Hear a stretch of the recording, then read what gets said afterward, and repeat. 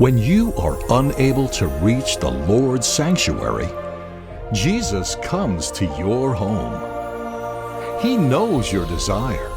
Never miss the Eucharistic celebration again. Join Holy Mass daily on your Shalom World.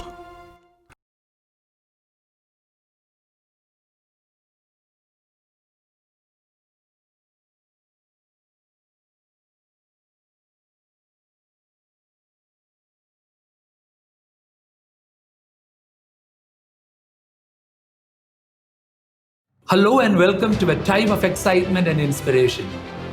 I'm Manoj Sunny. Together with Shalom World, we'll take you through the journeys of a group of ordinary people in the Jesus Youth Movement who dared to follow an extraordinary call as a part of the full-time volunteer project. A project that has been instilling the missionary lifestyle in young people for the last 28 years. A project that has put 28 batches of young people, around 2,000 so far, through a 30-day intensive training and placing them in mission centers around the world for a whole year. And that's exactly why they are called God's crazy people.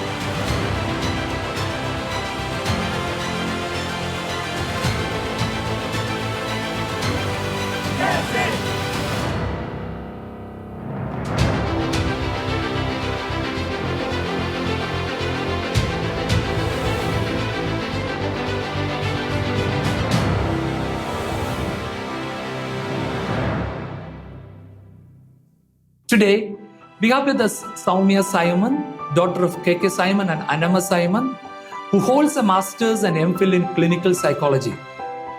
Soumya was born and raised in Jaipur, Rajasthan, India, and after her post-graduation, she decided to set apart 1 year fully for the Lord and attended the International Full-Time Volunteers Training in Thailand in the year 2012. Soumya took up the very unique challenge to work in an extremely difficult mission country during a 1 year full-timership. I won't mention the name of the country because of the sensitive situation there. She received the National Youth Award in 2018 from the Catholic Bishops' Conference of India. She is currently working as an associate professor at a prestigious college in Bangalore. Let's welcome this power package, Soumya Simon. Welcome, Soumya. Thank you so much, Manoj. Soumya, when did you take a decision to set apart this 1 year for the Lord? Especially in northern part of India, maybe at that time it was not so common, and you took a decision. It was a bold decision, I believe. It was actually when I was doing my master's in Bangalore. So at that point in time, I was part of the Karnataka Council. So the Karnataka coordinator, campus coordinator asked me, Soumya, how about going for a 1 year full-timership? And he himself is a full-timer. So that's when I actually started thinking about it. I was not sure if I could, but then somewhere I realized that I'm quite comfortable with everything that is there around me. Like if I have a problem or anything of that sort, I have somebody to rely on, mostly material. Even though I'm praying, I'm not so much dependent on Christ. And I felt that going for this 1 year full-timership would help me to take that leap of faith and just jump into the arms of my God and to trust only and only in His providence and care. So that desire to have that experience was which led me to go for the full-timership. Normally, at the end of the training, the team decides on the placement. And you were allocated with one of the most difficult places, a very sensitive place. Is it because of this desire to break your comfort zone and take up that challenge, you accepted that call to go to this place? It was around 4 years back. I was attending a program, and during that program, there was a book stall, and one of the books was talking about this particular land where I was supposed to go. And for some reason, I was not interested in buying that book. But the person who was selling it said, "Who knows, someday you might go as a missionary to this place." I bought that book, telling him that probably, I mean, you are a very good person, you're very good at with marketing, but I never read that book. Soon as after it was announced that you are being sent to this place, the next day when I was sitting for my personal prayer, this cover of this book flashed uh, to my mind, and I realized that this is the book that I need to read as soon as I get back home. And that book had the details of how missionaries were working and the kind of changes and the things that they experienced, that the difficulties and the challenges that they experienced in that land. I think it was somewhere God knew it, and he decided he is the one who planned it and tailored it for my growth and my change. So, I mean, a new culture, new language, completely different food, extreme weather, all other difficulties and challenges, including if someone knows about the purpose of your presence in that country, even your life can be at risk. And how did you survive there? And what were you doing there?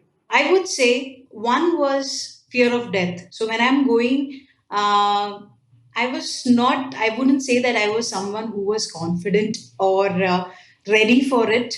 I can't say that. And in fact, the first few days I ended up being in tears because I didn't know if I was ready to give my life completely for Christ. So it took a lot of time and certain experiences that helped me to overcome that fear of death. So that was my first challenge that I had. Second was there were 2 months of a time where I had absolutely nobody to interact with. I was all by myself, and I needed to make sure that I'm keeping myself sane. So I would have to schedule a timetable and do certain things. One beautiful thing that happened at that time was God became more real to me at that time. It became, those 2 months were turned from a time of loneliness to a time of solitude. It was a very joyful time because then it was no more just me in my room. Then it's the whole heaven there. And in fact, there was one time when I actually took another chair and kept it beside me and said, "Jesus, you sit by my side and let's spend this time together." So it was God's constant presence and love that helped me to survive in that land. Soumya, I have a surprise for you. Joining us now for the Binu Palakapalli IC, a Rosmanian priest from India, former chaplain of Jesus Youth of UK, and he is currently serving as the provincial council and the rector of the major seminary of the Institute of Charity in Bangalore. He is also the chaplain of Bangalore campus ministry now. For the Binu Palakapalli. I know Soumya from 2008. I first met her during the World Youth Day in Sydney. From that time onwards, I noticed Soumya because I think she was only 17 or 18-year-old then. She came across as a very joyful Jesus youth, very bubbling, very animating. But one thing that I noticed to her particularly was the curiosity to know more. And she used to call every now and then for any doubt. Most of the time, as I said, for asking questions and doubts. That is a great quality that I have found in her. Sometimes her questions were difficult, as I said at times. It's difficult to answer, but it was a joyful thing to listen to her and walk with her. Later, I came to know that Samia was sent to one of the most difficult countries where evangelization is possibility. But Soumya went without any hesitation. She went there, and I was back in UK that time, and a fine morning I got a call from Soumya via Skype. I think it is after the 3 days that she has arrived in that place, and she was feeling a lot down and a lot of doubt whether she has made the right choice and all those difficult moments. And thank God that God used me to talk to her and walk with her and strengthen her. And during her whole time being there, she kept in contact. Though it was very difficult, as I said, the country that she was in was a very difficult country, but somehow we kept in contact. There is a close connection and there is a close walking, and I find that is a privilege that I was given to walk with her during that time. I want to ask you a question. I'm sure that I'm the most influential person in your life, joke apart. But now I come to the question. Can you just tell us who is the most influential person in your life from the Jesuit movement? Thank you, Father Binu. That's a very good question. Soumya, what do you think?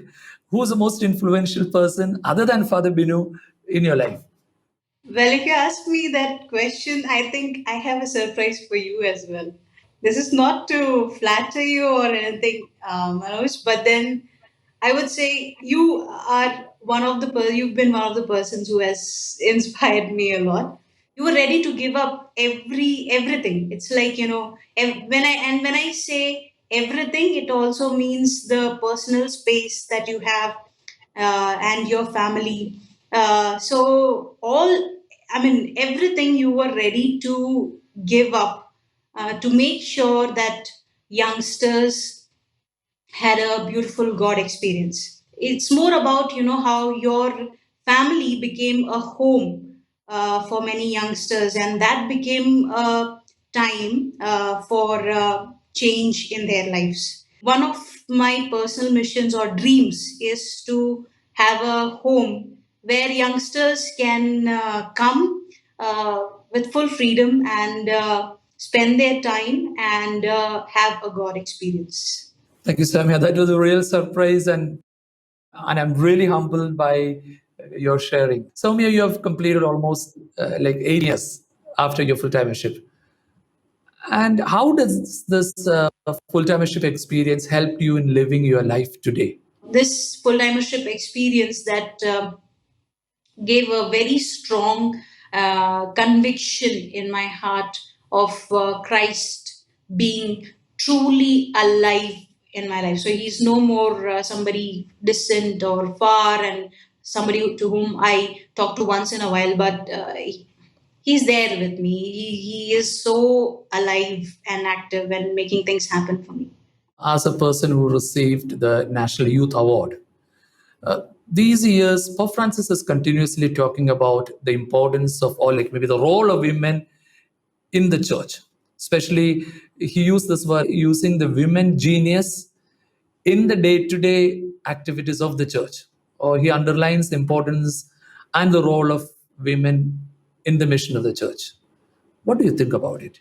I think it's very relevant, and I feel great that he's emphasizing on this aspect.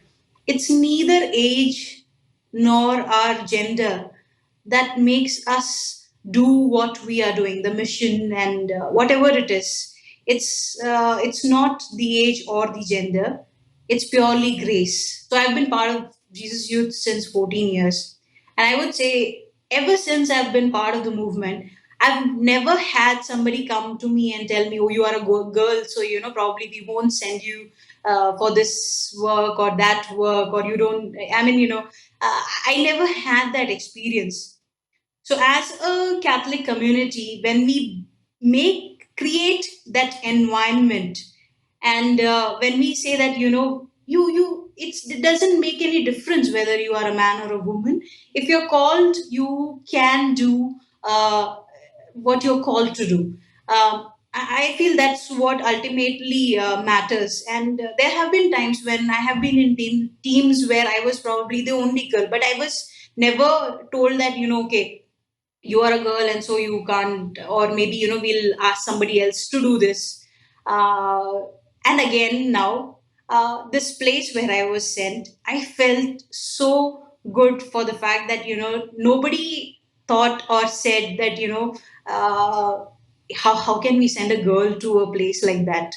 No, nobody said that. So having that environment makes a difference. And when Holy Father is encouraging and he talks about women being involved, I think it makes a lot of difference, because how everybody sees it and how I as an individual, I as a woman see it makes a lot of difference. So by God's grace, everything is possible. My final question. Do you want to share any message to the young people? And you are a teacher now, you're teaching in a college, and I think most of your time you are interacting with young people. And what do you want to tell them? From my full-timership experience and experience with the Lord, this just one thing that I can say. If there is anything that, or anybody who is a constant in your life, that's only Jesus. Knowing Him personally and having that personal encounter with him would be one of the most beautiful accomplishments that you could have had. Nothing else matters. Today, the current situation that we are going through, I think everybody is in a question mark, has a question mark as to what's going to happen next. Nobody knows. But if at all we can say something or somebody is constant, that is God and His love for you and me. So let's not keep back ourselves from jumping into His arms and taking that leap of faith. Thank you, Soumya, for that inspiring message. I was reminded of one of my favorite quotes of Pope Benedict XVI. He repeated this message several times during his papacy, and he included it in Verbum Domini, his apostolic exhortation. He said, if we let Christ into our lives, we lose nothing, absolutely nothing of what makes life free, beautiful, and great. Dear young people, do not be afraid of Christ. He takes nothing away and He gives you everything. When we give ourselves to Him, we receive 100-fold in return. Yes, open wide the doors to Christ, and you will find true life. Thank you, dear Soumya, for joining us. It was great having you with us on this show. May the Lord always accompany you and fulfill all your plans for the future. Thank you. Thank you so much, Manoj.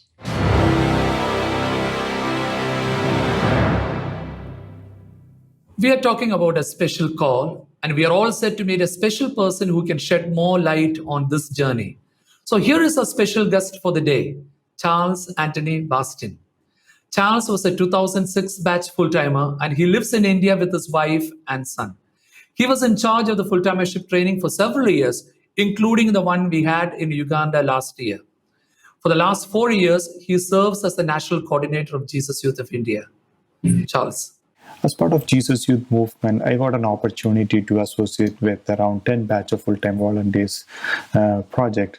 So these volunteers, they come from different background for this project. So the movement give them an overall development in terms of personality development, faith formation, and missionary formation. So after the 1 month training, when they go back to the mission places, along with the activities, they get ample time for the faith formation. Like they get enough time to do their prayer, do the spiritual readings, participate in the sacraments.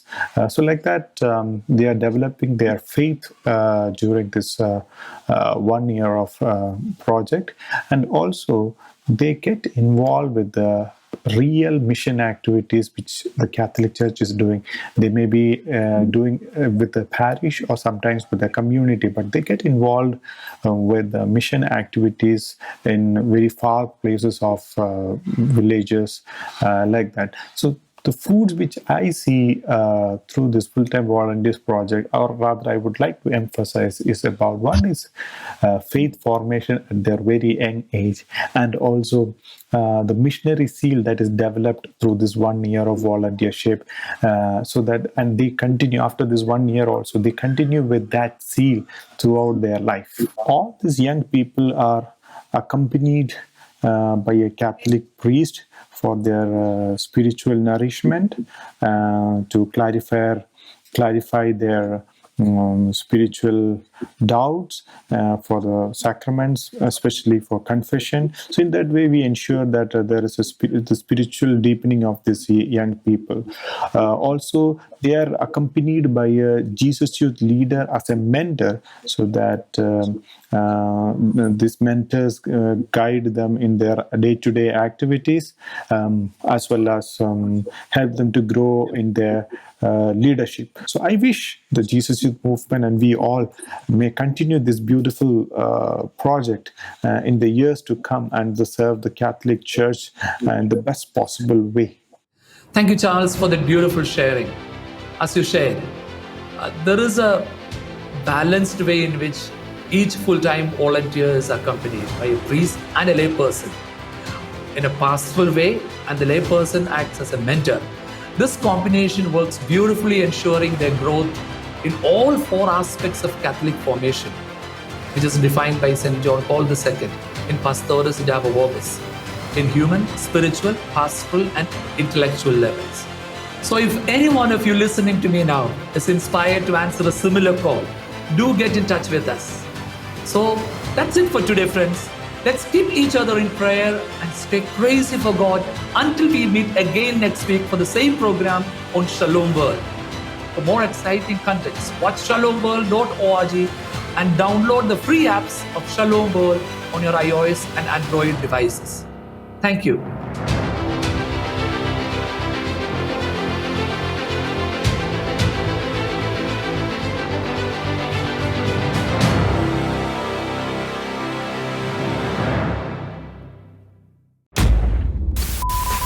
Are you looking for life-changing entertainment? Does what you see on most channels leave you feeling unfulfilled? Well, look no further. Shalom World TV brings the peace and joy of Jesus Christ to you, whether at home or on the go. To start watching, you don't need antennas, cable connections, or a dish. You probably already have what you need if you have a smart TV, such as a Samsung, LG, or Panasonic, or if you have one with an Android, Opera, or Roku TV operating system. These can be found on the latest models of Sony, Toshiba, Vizio, Philips, RCA, Sharp Aquos, TCL, Insignia, Element, Hitachi, Vestal, Skyworth, Changhong, Konka, and Hisense. You can also watch Shalom TV on most IPTV streaming devices, starting with the 4th generation of Apple TV and Roku, Amazon Fire TV, Mi Box, Amino, Humax, or on TiVo Box through the Opera TV store. Are you a gamer or virtual reality enthusiast? We've got you covered. Shalom World is on Xbox One, Razer Forge, Nvidia Shield, and HoloLens. To start watching, all you have to do is go to the App Store, download Shalom World, and start being fulfilled by content that brings you into a deeper relationship with Jesus Christ. For more information on how to watch Shalom World on your TVs and devices, visit us at shalomworld.org/connectedtv. Have a smartphone or tablet? Take Shalom with you wherever you go. Again, by downloading Shalom World from the App Store. If you prefer to watch from your Mac or PC, get the Shalom World desktop app. Or you can always watch from our website, shalomworld.org. And guess what? Shalom World is absolutely free on all of these platforms. Yes, free. There are no download charges and no in-store app purchases required, ever. If you're looking for life-changing entertainment, you found it. It's here, waiting for you on your Shalom World.